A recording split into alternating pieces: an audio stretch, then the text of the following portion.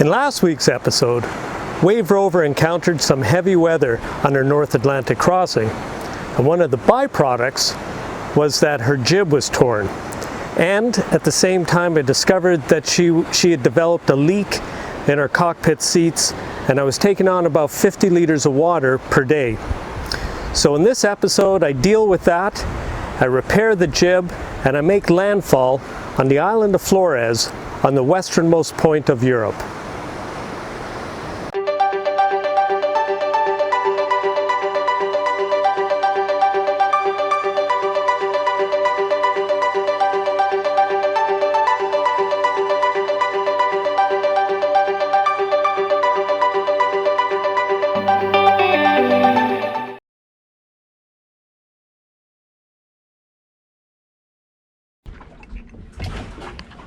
Well, today is day 19 of the voyage. I am 1,100 miles from Port Hawkesbury en route to Flores, an island in the Azores. I am about 400 miles due east of that island right now. Unfortunately, the wind is blowing directly from the east, and we have a pretty good sea state out there. So right now I'm hove to, which is a way of holding my position using the sail and the rudder so that I'm not really losing any space, and the motion of the boat is relatively calm. And trust me, if you see the boat moving around a bit, this is calm compared to lying a hull where you just drop the sails and just drift. Now, this gives me an opportunity today to do a little bit of repair work, because 2 days ago when I was up on deck, I saw a split in the jib. And the jib is such an important sail to a little boat like this that I had to drop it immediately, and then I had to figure out some method of repairing it. So let me just show you what I'm talking about.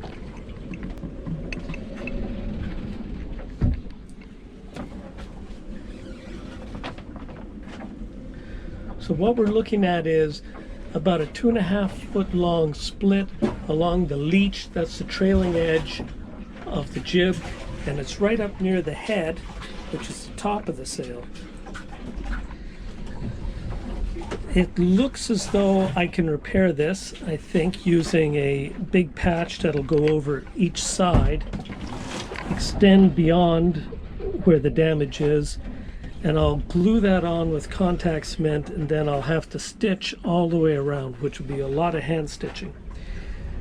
But it makes me think that this sail is not going to make it all the way around the world to start with. So I will have to, when I get to Flores, I don't know if they have sail makers there, if I'll have to maybe baby this sail all the way to the Canaries. They should have a sail maker in the Canaries. That's another 1,000 miles after the island of Flores. The second issue that we're dealing with is with the water that's coming in over the bow and the side of the boat, the breaking seas. We even heard one of them there while I was talking. It makes its way into the cockpit. Now that's not a problem because the cockpit is designed to drain off water like that. The problem is the cockpit seats have lockers on them, and those lids, they open up and they go eventually all the way to the bilge. The water's making its way in through those. Now that's something I'll have to deal with when I get to the Azores. I think I have a remedy that'll fix that. But what's happening is about 50 liters of water is making its way every day into the bilge. And let me show you what that looks like.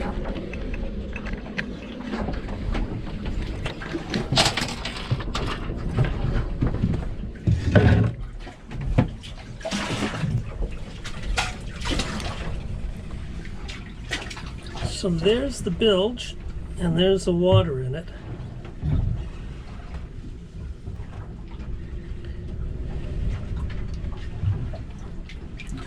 So then what I have to do is go to the bilge pump.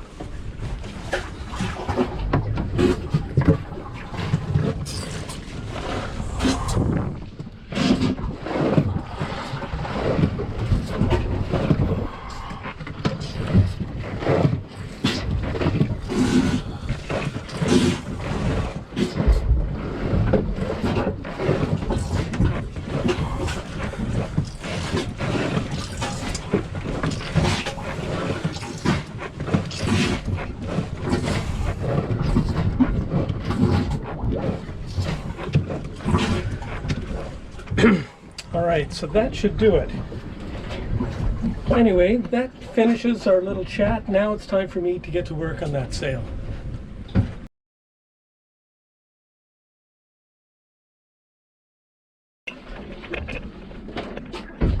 Well, the repair of the jib is complete. Now I'll just wait for a change of the weather, and then I'll hoist it up and we'll get going again. The total repair took about 2 hours. And even though the stitches look like they're pretty wide apart, most of the work is being done by the contact cement.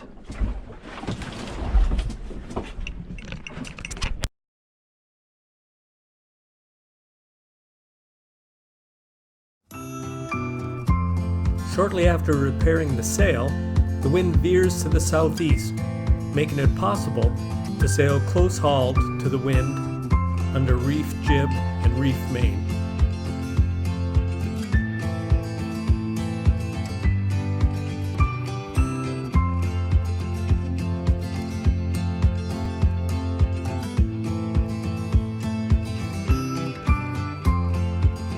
These conditions held for about 2 days and put me within about 70 nautical miles of my destination, the island of Flores.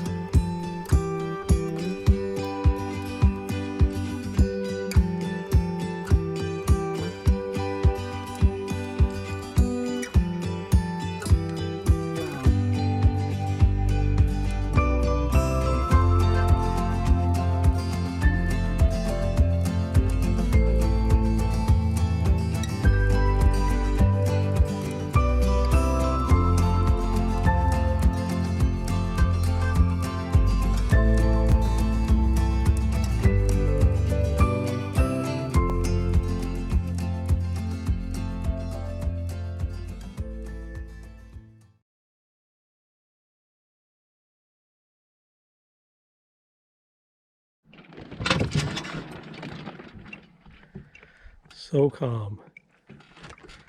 It's a side of the Atlantic Ocean you don't often hear people talk about.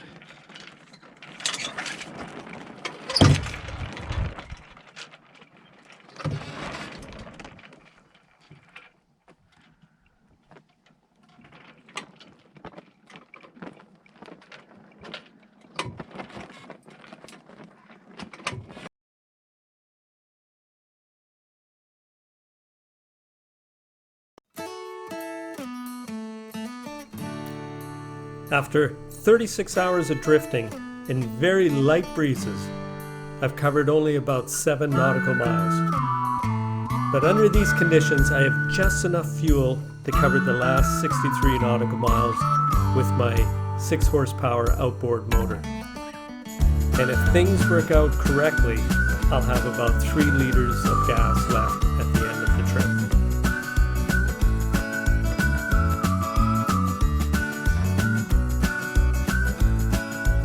On 3 different occasions during this last leg of the trip while I'm motoring, there were pods of dolphins that just came along and seemed to take great joy in coming toward Wave Rover and swimming in her bow wake.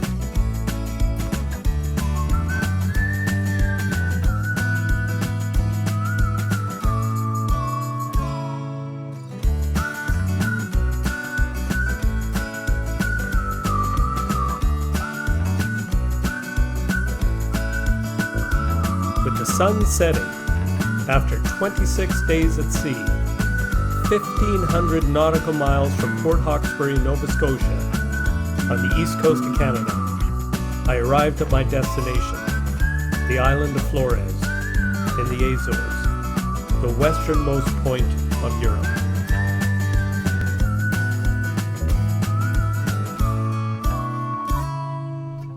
So join me next week when I describe the ups and downs of living on Wave Rover in the harbor of Lajes on the island of Flores in the Azores.